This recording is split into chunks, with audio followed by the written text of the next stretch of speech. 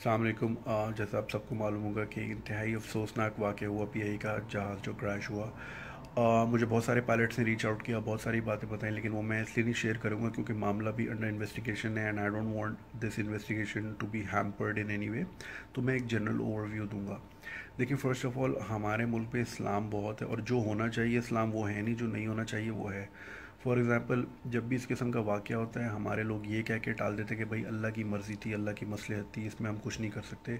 ये कह के हम आगे चल पड़ते हैं। देखें, बेशक हर काम अल्लाह की मर्ज़ी से होता है, अल्लाह की मसलहत के बगैर नहीं होता, मगर इंसानी और दुनियावी तकाज़े नाम की भी एक चीज़ होती है। जैसा कि अल्लाह ने रिज़्क़ का वादा किया है, तो फिर हम नौकरियों पे क्यों जाते हैं, हम घर पे क्यों नहीं बैठते। अल्लाह कहता है कि कोशिश तुम करो, मदद मैं करूँगा। इसी तरह हमारी जान और माल की हिफाजत अल्लाह के हाथ में, तो हम आंखें बंद करके सड़क क्यों नहीं पार करते। उसकी वजह यह है कि दुनियावी तकाजे हाँ इंसान ने पूरे करने, बाकी अल्लाह अपनी मदद बिल्कुल करेगा।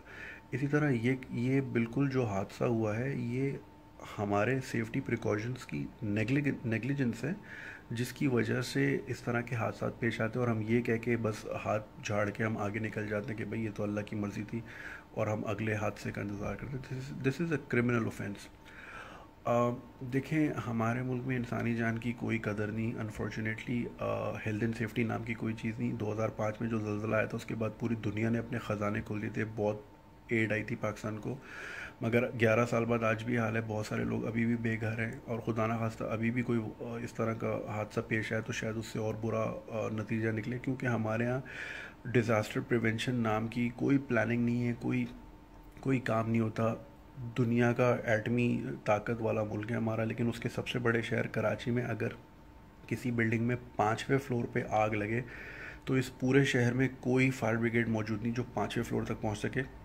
सबकी स्नार्कल जो उसकी सीढ़ियाँ होती हैं 4थे फ्लोर तक है, और पाकिस्तान और कराची में आपको मालूम है काफ़ी सारी बिल्डिंग है जो कि बहुत बड़ी है। तो हेल्थ एंड सेफ्टी का ये हाल है कि रीजेंट प्लाजा जैसा होटल, उसमें फायर एग्जिट नाम की चीज़ नहीं थी, और बिला वजह, जो बिल्कुल बिला वजह इंसानी नेग्लिजेंस की वजह से वो लोग शहीद हुए। और देखें, पूरी दुनिया में एक इदारा होता है सिविल डिफेंस, हर मुल्क में हर शहर में होता है, जिसका काम ये होता है कि बिल्डिंग चाहे कमर्शियल हो या रेजिडेंशियल, उसके ऑपरेशन होने से पहले वो सारी हेल्थ एंड सेफ्टी की चेकिंग करते हैं। फायर एग्जिट्स हैं, फायर अलार्म्स हैं, तारों की वायरिंग सही हुई हुई है, कोई शॉर्ट सर्किट का ख़तरा तो नहीं, उसके बाद अप्रूवल दिया जाता है कि ये ऑपरेशन हो सकती हैं। एक साहब टीवी में आए थे, उन्होंने कहा था भाई मैंने तो कह दिया था ये सेफ़ नहीं है, इन्होंने फिर भी चला के रखा। यार ऐसे कैसे आप बोल के आप जान छुड़ा सकते हो। जैसे इन लोगों को जब तक आप सज़ा नहीं देंगे इस तरह के वाक़यात होते रहेंगे।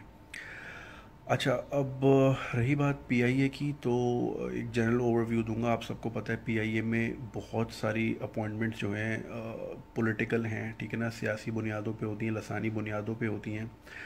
और चाहे वो इंजीनियरिंग डिपार्टमेंट हो, फ्लाइंग डिपार्टमेंट हो, क्रू हो, या जो ग्राउंड स्टाफ हो, ठीक है ना। Correct me if I am wrong, पूरी दुनिया में एयरलाइन का रूल है कि एक जहाज़ के पीछे 200 एम्प्लॉयज़ होते हैं, यानी ये रेशियो होता है 1:200। पीआईए में एक जहाज़ के पीछे 600 एम्प्लॉई हैं। ना सिर्फ ओवर स्टाफिंग बल्कि इंतहाई इनकॉम्पिटेंट ओवर स्टाफिंग है पीआईए में। और अभी मैं एक आर्टिकल पढ़ रहा था कि यही तैयारा जो आज हादसे का शिकार हुआ है, 2014 में ये स्कर्दू से इस्लामाबाद आ रहा था और उसके इंजन फेल हो गए थे, but miraculously landed. But I am sure 2 साल के पीरियड में इन्होंने इंजन उसके बिल्कुल चेंज कर दिए होंगे। लेकिन ये बात ढकी छुपी नहीं है कि पीआईए की डील्स किस तरह होती हैं, जो है ना, किकबैक्स के चक्कर में हम पुराने रद्दी वाले जो जहाज़ जो कि पूरी दुनिया में फ़ेल हो जाते हैं वो हम यूज़ कर रहे होते हैं। टायर का भी ये हाल होता है, इंजन्स का भी ये हाल होता है। तो corruption is the root cause of this accident in my opinion. ठीक है, अल्लाह की मर्ज़ी, लेकिन करप्शन भी है, ठीक है। इसको जब तक आप पॉइंट आउट नहीं करेंगे, हाईलाइट नहीं करेंगे, इस किस्म के वाक़यात खुदा न खास्ता होते ही रहेंगे। अच्छा, बहुत से लोग कह रहे हैं कि भाई इस हादसे में 47 लोग शहीद हुए हैं, लेकिन लोग सिर्फ जुनैद जमशेद का नाम ले रहे हैं। देखिए, Junaid Jamshed was a public figure, और ये एक इट्स परफेक्टली नॉर्मल बिहेवियर। देखिए, अगर खुदा न खास्ता आपका कोई जानने वाला किसी ऐसे हादसे में शिकार हो जिसमें कोई 100 लोग इन्वॉल्व हो, तो आप दूसरों की जानों की वो नहीं करेंगे फिक्र, अपने जो आपका जानने वाला है आप उसका ज़्यादा अफसोस करेंगे। Every life is equal, absolutely, ठीक है ना। हमें बिल्कुल अफसोस है हर उस शख्स का जो उस हादसे का शिकार था, लेकिन जिस बंदे को आप जानते हो, जिससे आपकी किसी ना किसी तरीके से कुर्बत रहती है, तो उसका आपको अफसोस ज़्यादा रहता है। इसी वजह से मीडिया में वो हाईलाइट हो रहा है, क्योंकि वो एक पब्लिक फिगर थे।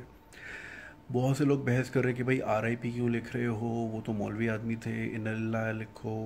बहुत से लोग कह रहे हैं कि उसके गाने क्यों शेयर कर रहे हो, नाते शेयर करो। देखें यार, इस बहस में ना पड़ें, ठीक है ना। जिसको उनके गाने पसंद है गाने शेयर करें, जिनको नाते पसंद थी नाते शेयर करें, जिनको कुर्ते पसंद है उनके कुर्ते, मतलब आपको जिस एंगल से वो शख्स पसंद था आप उसको उस तरीके से याद करें।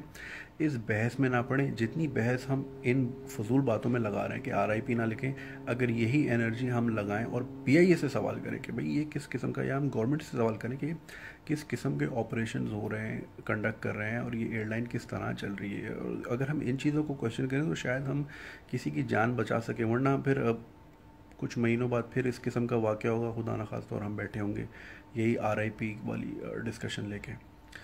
अच्छा, देखें, आई पर्सनली बिलीव कि every tragedy leads to something good. ये कुदरत का एक निज़ाम है।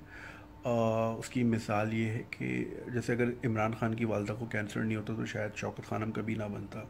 इसी तरह किंग एडवर्ड की बीवी अगर चाइल्ड बर्थ के दौरान ना मरती तो उसने पूरी दुनिया में किंग एडवर्ड कॉलेजेस का जाल बिछा दिया कि जिस तरह मेरी बीवी मरी है दूसरों की बीवियाँ बच जाएँ। तो हर ट्रेजेडी के पीछे एक अपॉर्चुनिटी होती है जिससे हम चीज़ों को बेहतर कर सकते हैं। जिसी तरह APS का वाक़या हुआ था, APS के वाक़े के बाद वाकई इट शोक ऑल ऑफ अस। उसके बाद जो है कंसर्न इदारों ने जो है उसको टैकल किया, और अल्लाह का शुक्र है आज पाकिस्तान में कदरे बहुत अमन है, उस तरह के हालात नहीं हैं, छोटे मोटी चीज़ें हो जाती हैं। तो every tragedy has an opportunity. In fact correct me if I am wrong, Chinese language Mandarin, उसमें वर्ड्स नहीं होते, उसमें एक्सप्रेशंस होते हैं। तो जो मैंडरिन में प्रॉब्लम का एक्सप्रेशन है वही एक्सप्रेशन अपॉर्चुनिटी का भी है। सो इवन चाइनीज़ बिलीव कि every problem has a solution has an opportunity in it. हम बड़ा मजाक उड़ाते हैं, चाइनीज़ लोगों की आंखें छोटी होती हैं लेकिन उनका विजन बहुत बड़ा होता है। एनीवे, तो इन चीज़ों को हम जब तक हाईलाइट नहीं करेंगे, इस किस्म के वाक़यात अनफॉर्चुनेटली होते रहेंगे। और मीडिया का क्या कहना है, और मीडिया का रोल जैसा हमेशा होता है, अनफॉर्चुनेटली उनकी कहना मुनासिब नहीं समझूंगा, लेकिन ऐसा ही लगता है कि उनकी चांदी हो जाती है, उनके धंधे का टाइम होता है, इस किस्म के वाक़यात होते हैं। जो है अभी मैं देख रहा था चैनल्स बार बार ये कर रहे थे कि सबसे पहले तस्वीरें इस चैनल ने हासिल की, सबसे पहले फुटेज हमारे पास आई। मतलब इसमें भी उनको अपने मुकाबलों की पड़ी है। सब जो है माइक लेके, जो लोग फौत हुए ज़्यादातर तो जुनैद जमशेद साहब के घर के पार पूरी, मुझे एक खातून ने ट्वीट की कि मेला लगा हुआ है चैनल की गाड़ियों का, और मतलब पीपल हैव नो डिसेंसी यार, एक घर में फौतगी हुई है और आप अपने माइक लेके खड़े हुए हैं। अभी आप देख लीजिएगा, 1-2 दिन की बात है, ये जो है एनिमेशंस बनाएंगे जहाज़ गिरने की, और एक मरी हुई बांसुरी वाला म्यूज़िक चलाते हैं हमेशा, और फिर लोगों के घरों में घुसेंगे, उनके बच्चों के मुंह में माइक ठूसेंगे कि अब्बू याद आ रहे हैं, अब्बू क्या करते थे, अब्बू क्या खाते थे, बच्चों की आंखों का क्लोज़अप लेंगे उनके रोते हुए। मतलब मीडिया इतना इनसेंसिटिव है कि अफसोस होता है, बहुत ज़्यादा अफसोस होता है। मैं personally was a vital science fan, और जिस एक गाने ने मेरी ज़िंदगी बदल दी थी, क्योंकि there was a time I was under a lot of depression.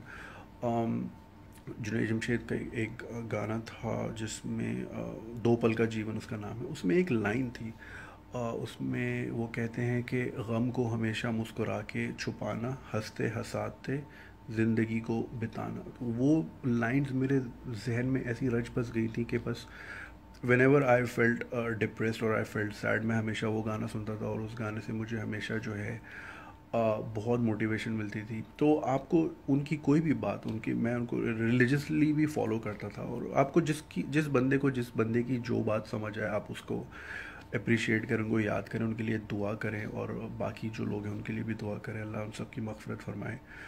और अगेन इस बहस में ना पड़े कि RIP क्यों लिख रहे हो, ये क्यों लिख रहे हो। प्लीज़ ट्वीट, सारे PIA वाले बड़े बड़े ऑफिशियल्स ट्विटर पे बैठे हैं, please put pressure on them, उनसे सवाल करें, उनसे पूछें कि ये नेग्लिजेंस किस तरह हुई और इसको हम किस तरह रेक्टिफाई कर सकते हैं, आइंदा किस तरह अवॉइड कर सकते हैं। वहाँ पे अपनी एनर्जी सर्व करें, रादर देन एक दूसरे से लड़ना फ़िरका वारियत की बुनियाद पे या लिबरलिज़म की बुनियाद या वट एवर जो भी आपके बिलीव्स हैं, उनको साइड पे रख के इंसानियत के लिए सवाल करें और उनसे जवाब मांगें। अस्सलाम वालेकुम।